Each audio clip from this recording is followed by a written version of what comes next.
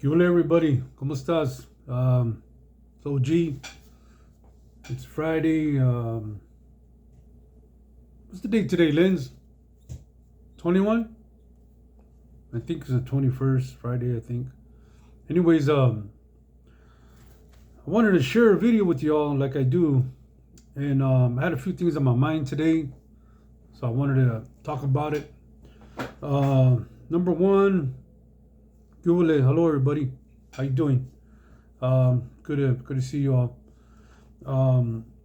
So what I wanted to share is, as some of y'all might know, I've been living on the road for almost 2 months now. Um, I had to go out of town and do some work in my camper. Jobs being a little bit difficult for me here, so I went back to the valley to get some work in, which I did.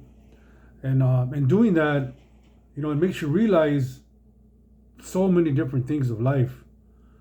Um, Being out there trying to work and figure it all out. I went at a time when it was 32, 31, and 30 degrees.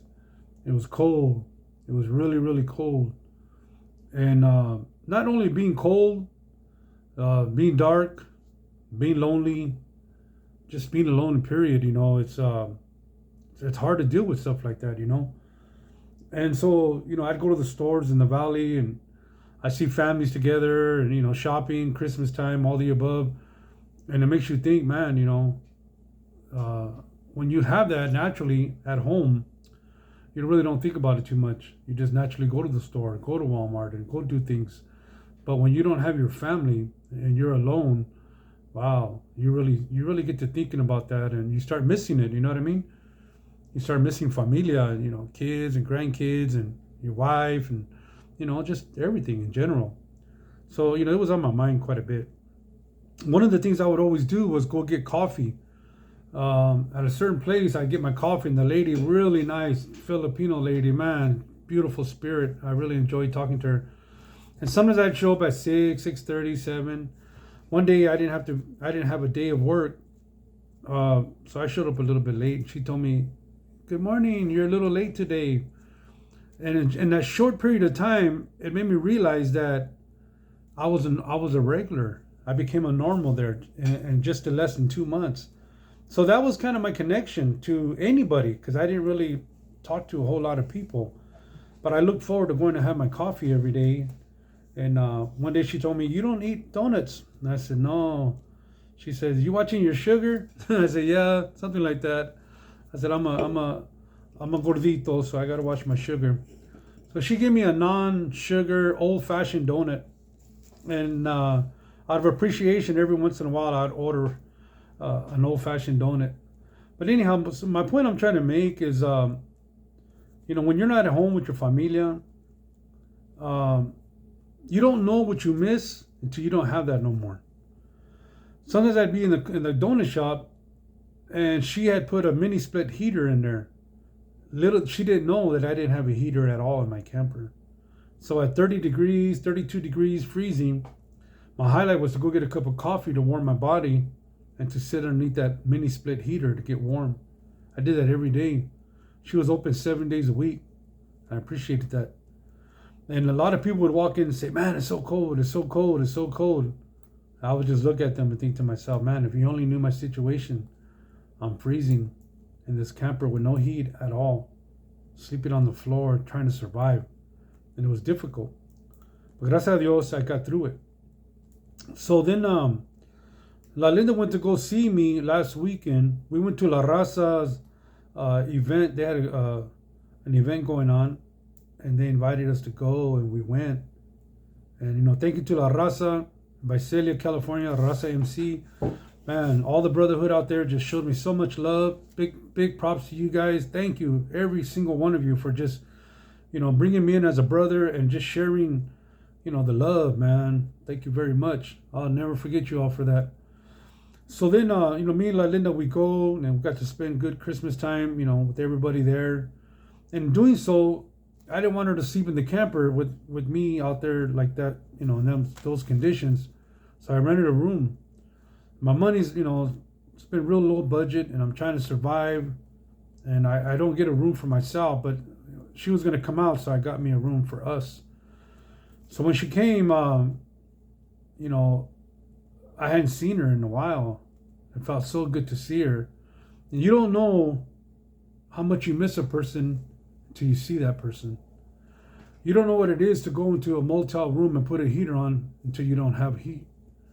You don't know how it is to be alone and lonely and no one to really talk to until you actually go through that. So, you know, I decided to come back home because, man, and renting a room, I was able to get a hot shower, which warmed my body up. You know, coffee, you know, warmed my body up. But when I saw La Linda, I realized she warms my heart up. And I missed her a lot. So I wanted to come home. She'd been telling me all along, babe, just come home. It's cold out there. You know, all that's going on. Just we'll get through it. We'll figure it out. But I couldn't come back because I needed to work. I needed to try to pay bills. You know, honestly, we don't have a Christmas coming. You know, I don't have the feria. Just trying to pay the bills and survive. But you also learn to realize that the biggest gift of all is the gift of life. And gracias a Dios that He's given me that because, man, sleeping on the floor in my camper in the freeze, it truly makes you realize the gift of life that you have right in front of you. Right now I'm home back in the coast. La Linda's made caldo. I've been sleeping, taking naps. Took a shower a little while ago. Just at peace. You know, no sirens, no train tracks, no airplanes. Just peace and quiet. And I truly appreciate that. You know, as some of y'all might know, I've had a hard life, a difficult life. I wish that life on no one. So I truly feel blessed today that I get to be home and spend my time here. And, you know, I wanted to do so much more. My plans were to stay out there a little bit longer. Unfortunately, the job, when I got down to the end of it, I was only working 13 hours. I couldn't survive off that. So I had to make a choice, you know. Do I keep struggling living in my cold camper? Or do I go home? So I came home, and I'm glad that I did, because you just don't know. Like I said, you don't know what you have until you don't have it no more.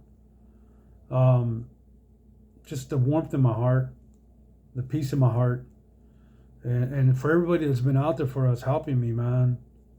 You know, Kurt and Sandy out of Oceano, Classic. What do they call Linz? Classic Auto. Classic Auto. Kurt and Sandy, man, y'all come through for us. Familia, big time. La Raza MC, big time. My daughters, big time.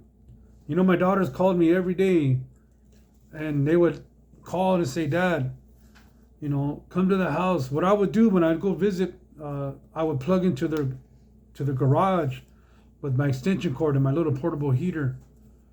And that was the only heat I got. And when I wasn't in their driveway, they knew I was out in the cold. And they would call me and tell me, man, Dad, come to the house.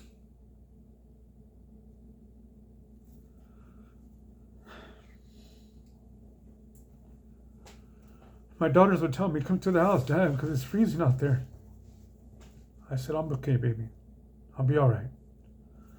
I didn't want to be a nuisance. They have their families and their kids, my grandkids. I didn't want them to give up their spot because I had nowhere to go. I bought my camper so that I could have somewhere to go. You know, so many people have reached out. My buddy Rambo, Madera Rambo, and man, bro, big time gracias to you, bro. You called me a lot. My homie Pablo from Modesto, called me almost, if not every day, every other day. Pablo, nothing but respeto, canal. You know, bro. My sister, Pita, man, she offered her whole home to me. She got a big old 2-story house. She said, brother, come to my house. She said, matter of fact, just stay as long as you want. My big bro Joe, he called me too. Told me, bro, anything you need, man, I'm here for you. But you know, I'm a humble person, and I know God blesses so many people, and I don't want to take their blessings away from me. But I never take nobody up on it. I kind of softly decline from taking anything from anyone, and it's just who I am. I don't see. It's hard for me because I never got gifts as a kid. I don't know what it is to receive something that I've never had before.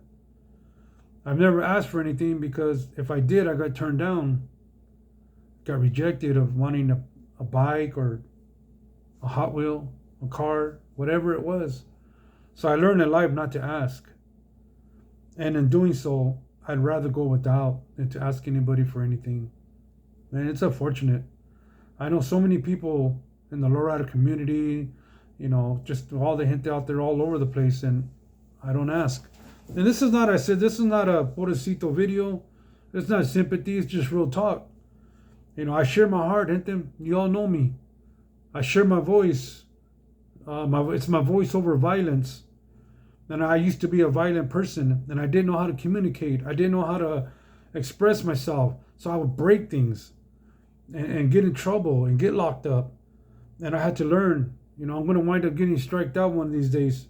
I had to learn that I had to use my voice over violence. So that's what I do. And, you know, this last November, the month Dia de los Muertos is the month that I got married. It's also the month that I paroled in 1988. I've been out ever since. And I remember being locked up, and I told myself, if life gets too difficult, walk away. No matter what the situation is, walk away. Because you're going to get striked out next time. I'm going to be 58 years old in a couple more months. You know, I feel bad for the gente that are doing life right now. At my age back then, there's no second chance.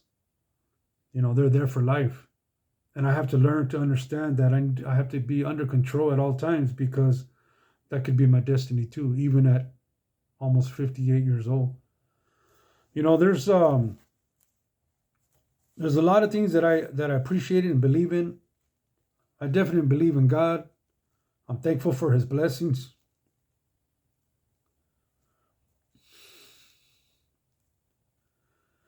Because without God in my life, I wouldn't be here. I wouldn't be here no more. I'm grateful.